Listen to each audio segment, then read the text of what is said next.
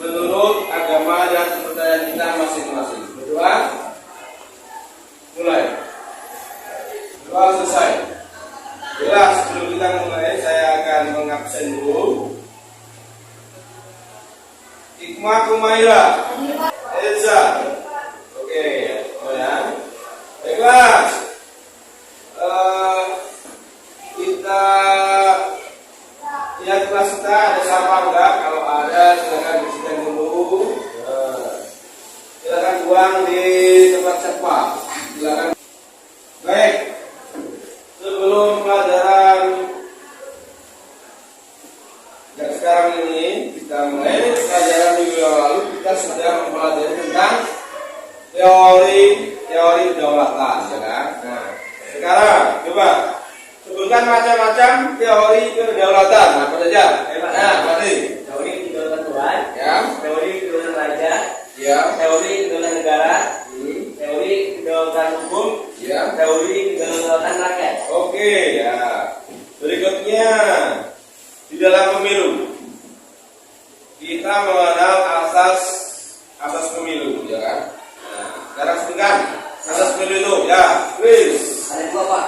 Ya. Dan cuti. Apa itu? Kalau vulgar itu langsung, umum, bebas dan parsial, Pak. Dan kalau cuti itu tutup dan adil. Ya. Baiklah, itu adalah pelajaran lalu. Sekarang kita akan melanjutkan pelajaran tentang melaksanakan prinsip-prinsip kedaulatan sesuai dengan Undang-Undang Dasar Negara Republik Indonesia tahun 1945. Kalian bisa dilihat di layar monitor dan juga di buku kalian, ya. Di buku kalian ada juga. Baik.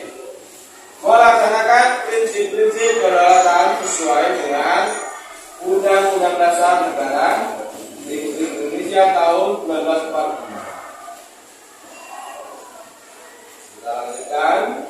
Nah, satu, perkembangan demokrasi di negara Republik Indonesia.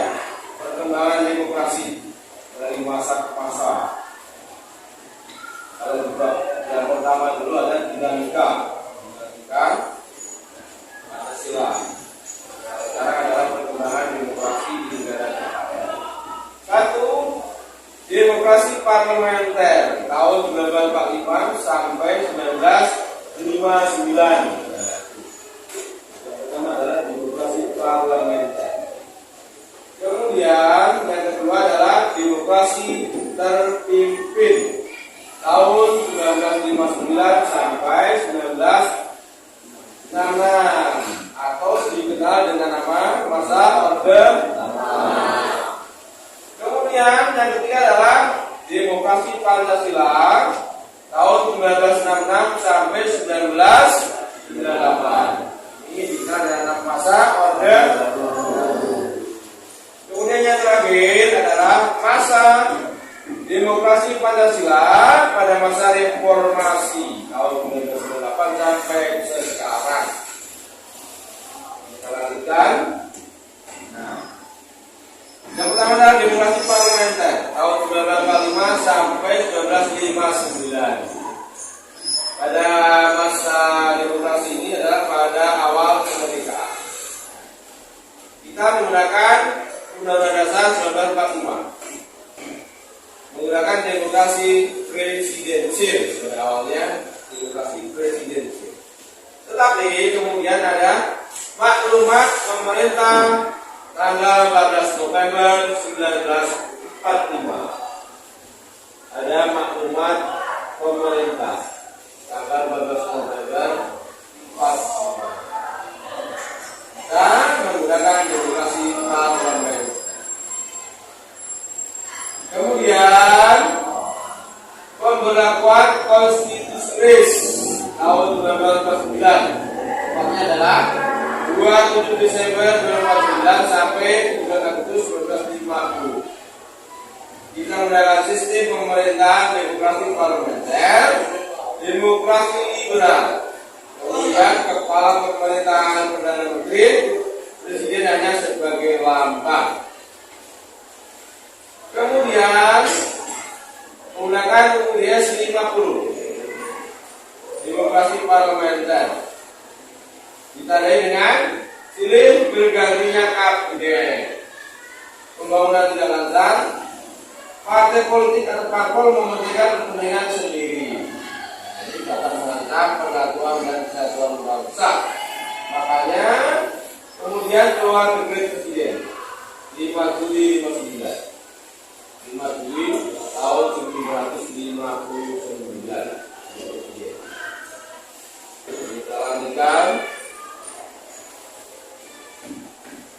Nah, dekret presiden 5 Juli 59 kita menggunakan demokrasi terpimpin tahun 1959 sampai 1966 atau masa orde lama.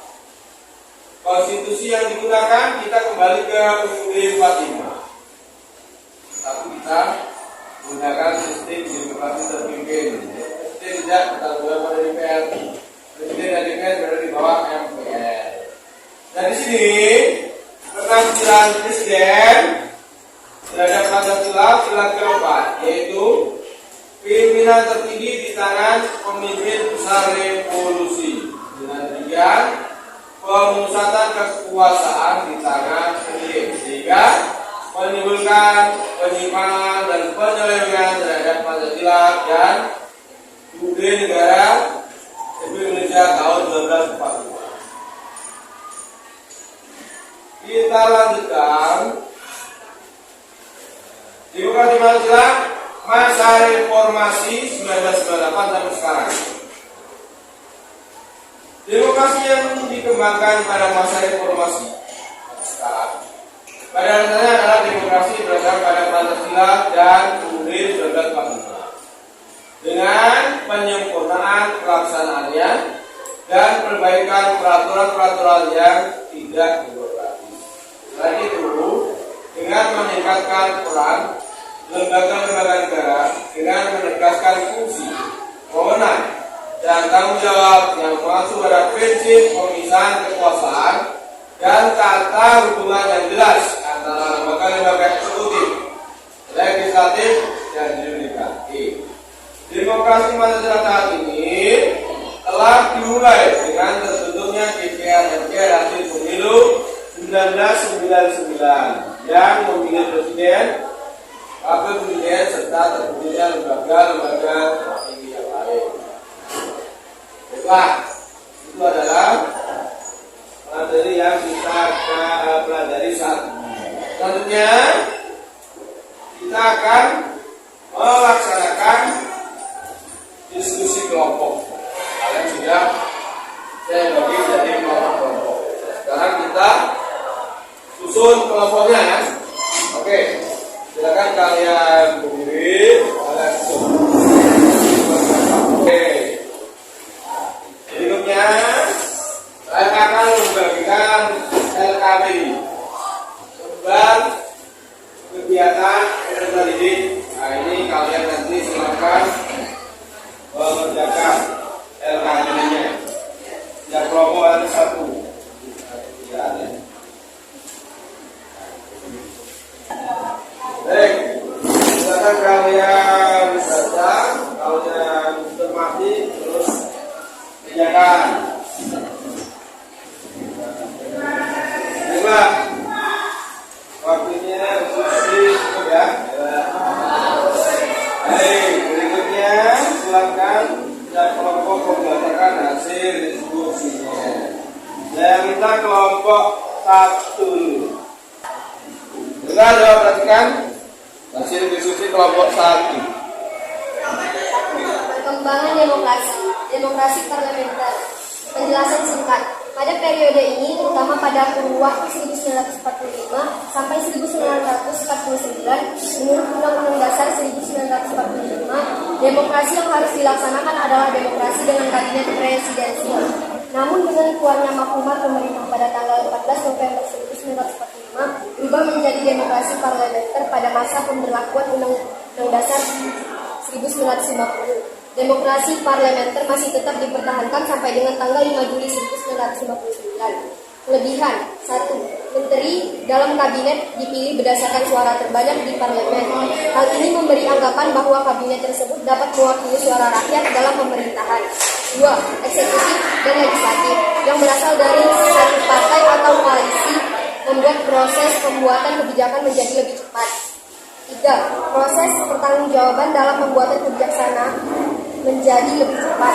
4. Kabinet sangat berhati-hati dalam menjalankan pemerintahan karena diawasi parlemen.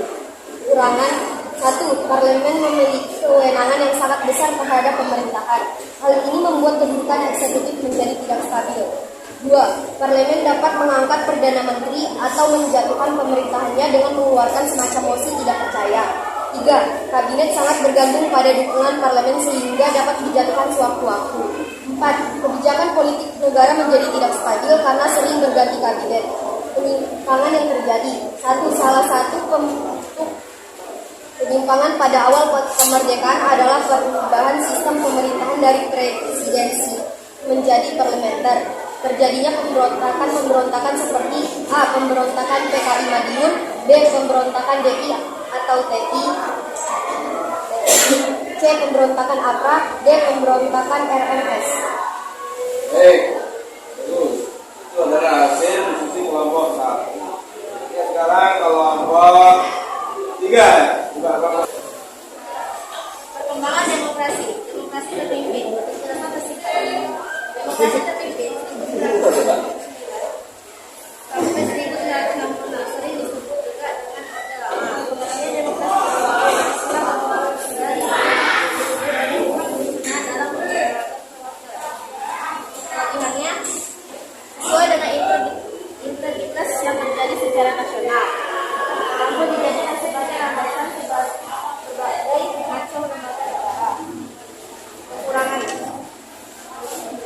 menghambat konstitusi negara. Banyak terjadi debat tentang ideologi selain Pancasila. Terjadi ketidakadilan di politik. Penyimpangan yang terjadi: Presiden mengangkat anggota MPRS. Presiden membubarkan DPR. Pengangkatan presiden seumur hidup. Penyimpangan politik.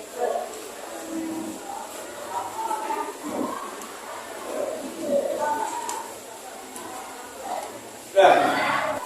Baik, kumpulkan dan kalian.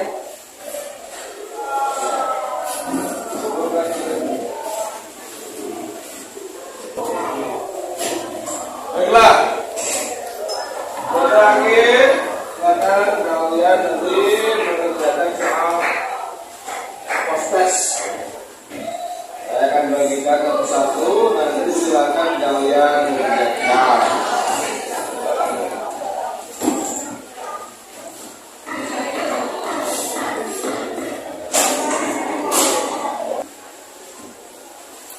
Baik, waktunya habis.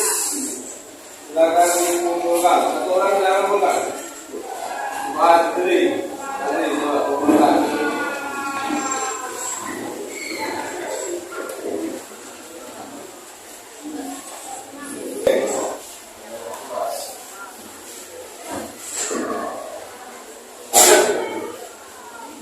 Baiklah, kalian sudah melaksanakan diskusi dengan baik.